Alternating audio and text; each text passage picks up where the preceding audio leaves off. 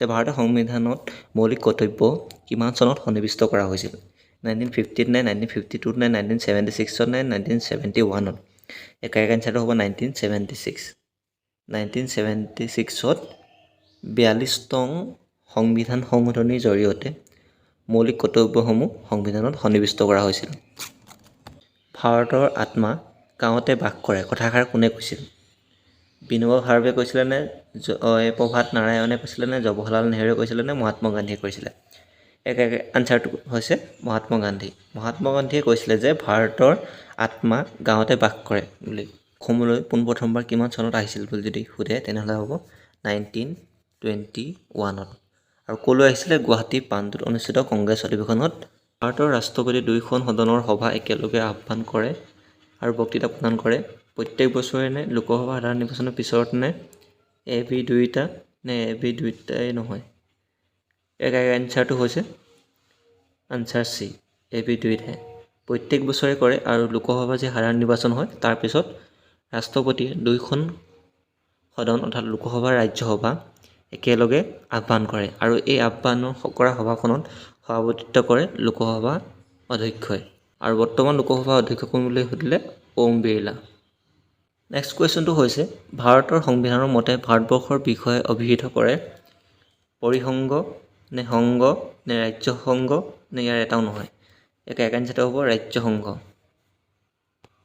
Next কুৱেশ্যনটো হৈছে ভাৰতৰ সংবিধানৰ কোনটো মৌলিক অধিকাৰক ডক্টৰ D.R. আম্বেদকাৰে হৃদয় আৰু আত্মা বুলি কৈছে? ধৰ্মৰ অধিকাৰক কৈছে নে শিক্ষাৰ অধিকাৰক কৈছে নে সম্পত্তিৰ অধিকাৰক কৈছে নে সংবিধান প্ৰতিকাৰ কৰাৰ অধিকাৰক কৈছে? কাৰেক্ট এনচাৰটো হৈছে সংবিধান প্ৰতিকাৰ কৰাৰ অধিকাৰ। আৰু এইটো আৰ্টিকল 32 আছে। আৰু এই সংবিধান প্ৰতিকাৰ কৰাৰ অধিকাৰক হৃদয় আৰু আত্মা বুলি B.R. আম্বেদকাৰে কৈছে। আৰু সম্পত্তিৰ অধিকাৰ, বৰ্তমান সম্পত্তিৰ অধিকাৰ এটা ৰাইট হিচাপে নাই, ই এটা লিগেল ৰাইট হিচাপে আছে। আৰু ইয়াক 44 নং এমেণ্ডমেণ্টৰ জৰিয়তে মানে মৌলিক অধিকাৰৰ পৰা ইয়াক পঠিওৱা হ'ল। নেক্সট কুৱেশ্যনটো হৈছে লোকসভালৈ ভাৰতৰ ৰাষ্ট্ৰপতি কিমানজন সদস্য মনোনীত কৰে? 2জন নে 12জন নে 14জন নে 7জন? কাৰেক্ট এনচাৰটো হৈছে 2জন। লোকসভালৈ ৰাষ্ট্ৰপতিয়ে এংলো ইণ্ডিয়া কমিটিৰ পৰা 2জন সদস্য মনোনীত কৰে আৰু ৰাজ্যসভালৈ 12জন সদস্য মনোনীত কৰে। 14খন আসন অসমত লোকসভাৰ বাবে আৰু ৰাজ্যসভাৰ বাবে আছে 7খন। নেক্সট কুৱেশ্যনটো হৈছে ভাৰতৰ ৰাষ্ট্ৰপতি মুৰব্বী হয় লোকসভাৰ নে ৰাজ্যসভাৰ নে বিধানসভাৰ নে সংসদৰ? কাৰেক্ট এনচাৰটো হ'ব ৰাজ্যসভাৰ। ৰাজ্যসভাৰ অধ্যক্ষ হ'ল উপৰাষ্ট্ৰপতি আৰু লোকসভা অধ্যক্ষজনক লোকসভা সদস্যসকলে নিৰ্বাচন কৰে। আৰু এই দুইখন লোকসভা আৰু ৰাজ্যসভা সদনৰ যুটীয়া অধিৱেশনত সভাপতিত্ব কৰে লোকসভা অধ্যক্ষই। আৰু ৰাজ্যৰ বিধানসভাৰ অধ্যক্ষকো ৰাজ্যৰ বিধানসভাৰ সদস্যসকলে নিৰ্বাচন কৰি তেওঁক অধ্যক্ষ পাতে। মনত ৰাখিব। নেক্সট কুৱেশ্যনটো হৈছে আন্তৰ্জাতিক তাৰিখ ৰেখাই সূচায় 0 ডিগ্ৰী লংগিটিউড নে 90 ডিগ্ৰী ইষ্ট লংগিটিউড এণ্ড চিটো ইকুৱেটৰ নে 180 ডিগ্ৰী লংগিটিউড? ইয়াৰ কাৰেক্ট এনচাৰটো হ'ব 180 ডিগ্ৰী লংগিটিউড। নেক্সট কুৱেশ্যনটো হৈছে কোনটো গ্ৰহৰ পৰা সেউজীয়া পোহৰ নিৰ্গত হয়? বৃহস্পতি নে ইউৰেনাছ নে শুক্ৰ নে নেপচুন? কাৰেক্ট এনচাৰটো হ'ব ইউৰেনাছ। ইউৰেনাছৰ পৰা সেউজীয়া গ্ৰহ নিৰ্গত হয়।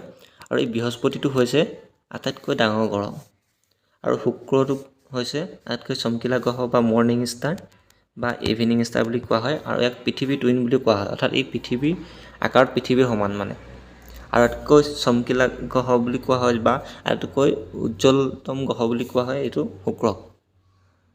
নেক্সট কুৱেশ্যনটো হৈছে টেৰিটৰিয়েল ৱাটাৰ মানে কি? এখন দেশলৈ নদী, হ্ৰদ আদিৰ পৰা খোৱা পানী, আন এখন দেশৰ সৰবৰাহ কৰা পানী, এখন দেশৰ কাষৰীয়া সাগৰৰ পানী, ডিটো দিয়া আছে আন এখন দেশৰ সংৰক্ষিত পানী। ইয়াৰ কাৰেক্ট এনচাৰটো হ'ব এখন দেশৰ কাষৰীয়া সাগৰৰ পানী। আনচাৰ চিটো কাৰেক্ট হ'ব। এখন দেশৰ কাষৰীয়া সাগৰৰ পানীখিনিক কোৱা হয় টেৰিটৰিয়েল ৱাটাৰ্ছ বুলি। নেক্সট কুৱেশ্যনটো হৈছে ভগৱান বুদ্ধৰ প্ৰকৃত নাম কি? দুখ্যান্ত, সিদ্ধাৰ্থ, সমৰ আৰু সিদ্ধান্ত? কাৰেক্ট এনচাৰটো হ'ব সিদ্ধাৰ্থ। সিদ্ধাৰ্থ হৈছে ভগৱান বুদ্ধৰ প্ৰকৃত নাম। নেক্সট কুৱেশ্যনটো হৈছে মহাধীৰাজ বুলি কাক কোৱা হয়? ভাস্কৰ বৰ্মনক নে সমুদ্ৰ বৰ্মনক নে পুষ্য বৰ্মনক নে ইয়াৰ এটাও নহয়? এইটো দিছে এইটো হ'ব পুষ্যভূমনক মহাধীৰাজ বুলি কোৱা হয় আৰু ভাস্কৰ বৰ্মনক কুমাৰ বৰ্মন বুলি কোৱা হয়, কাৰণ তেওঁ বিয়া পতা নাছিল কাৰণে তেওঁ কুমাৰ বুলি কোৱা হৈছিলে। আৰু এই ভাস্কৰ বৰ্মনৰ দিনতে হিউৱেন চাং অসমলৈ আহিছিল। আৰু ভাস্কৰ বৰ্মনৰ সমসাময়িক ৰজা কোন আছিল বুলি সুধিব পাৰে, তেতিয়া হ'ব হৰ্ষবৰ্ধন। সোণালী বান্দৰ ক'ত পোৱা যায়?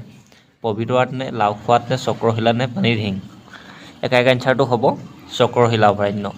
চক্ৰশিলা অভয়াৰণ্যত সোণালী বান্দৰ পোৱা যায়। আৰু পবিতৰাখন আছে মৰিগাঁৱত আৰু লাওখোৱাখন আছে নগাঁৱত। এই পানীদিহিংখন এখন আছে শিৱসাগৰ জিলাত আৰু এই পানীদিহিংখন পক্ষীৰ বাবে বিখ্যাত। চক্ৰশিলাখন আছে কোকৰাঝাৰ ডিষ্ট্ৰিক্টত। নেক্সট কুৱেশ্যনটো হৈছে যে ৰাজ্যসভাত অসমৰ সংসদৰ সংখ্যা কিমান? 6 নে 12 নে 14 নে 7? একাই এনচাৰটো হ'ব 7। নেক্সট কুৱেশ্যনটো হৈছে কোনগৰাকী ৰজাৰ দিনত মহাপুৰুষ শংকৰদেৱে একশৰণীয় নাম ধৰ্ম প্ৰতিষ্ঠা কৰিছিল? চিলাৰায় নে নৰনাৰায়ণ নে ভাস্কৰ বৰ্মন নে বিশ্বসিংহ? একাই এনচাৰটো হ'ব নৰনাৰায়ণ। আৰু এই নৰনাৰায়ণৰ আচল নাম হৈছে মল্লদেৱ। নেক্সট কুৱেশ্যনটো হৈছে অমিতপ্ৰভা কাৰ জীয়ৰী আছিল যি কাশ্মীৰী ৰাজকুমাৰ মেঘবাহনৰ সৈতে বিয়া হৈছিল? ভূমি বৰ্মন, কল্যাণ বৰ্মন, ভাস্কৰ বৰ্মন, বলবৰ্মন?